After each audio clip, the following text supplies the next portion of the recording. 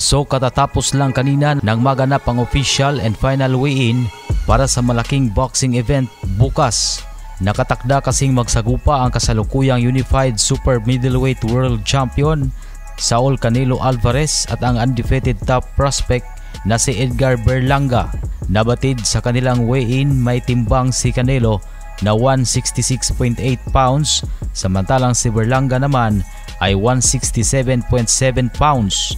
Kaya tuloy na ang kanilang bigating bakbakan bukas dahil parehong pasok ang kanilang timbang sa 168 pound limit sa super middleweight division. Dahil tatangkain ni Berlanga na gulantangin ang buong daigdig na bibiguin ang Mexican superstar sa laban. Sa bakbakang ito nakataya ang malinis niyang record na 22 win with 17 knockouts at walang talo. Matatandaan po kasi na nangako si Berlanga na patitiklupin niya si Canelo sa loob ng 6 rounds dahil kanya daw itong ina-knockout. Dahil sa sinabing yan ni Berlanga ay natawa lamang si Canelo at sinabing sa dami daw ng kanyang experience ay marami na umano ang kanyang alam sa boxing, kung saan ang mga iba't ibang estilo ng mga boksingero lahat-lahat na ay kanya nang nakita. Kaya sa madaling salita ay hindi na umano nito bago sa kanya si Edgar Berlanga.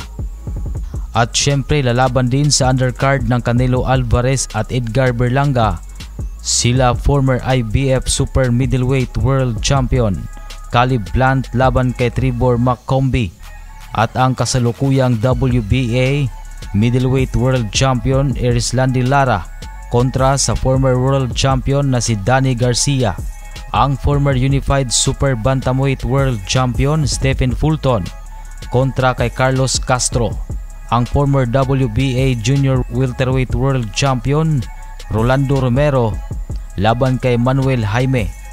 Kaya naman talagang nakakapanabik ang lahat ng mga laban sa event na ito bukas.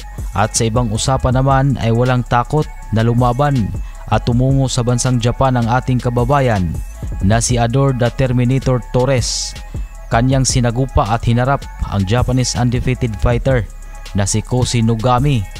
Natalo man ang ating kababayan via lopsided unanimous decision, ngunit marami din naman ang humangan na mga fans maging ang mga Hapon nang makita ang performance ni Torres.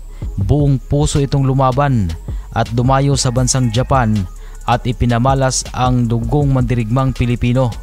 Kahit pa man natalo siya sa sagupaan ay nirerespeto pa rin ito maging sa mga Hapon, dahilan kung bakit parang nanalo pa rin siya.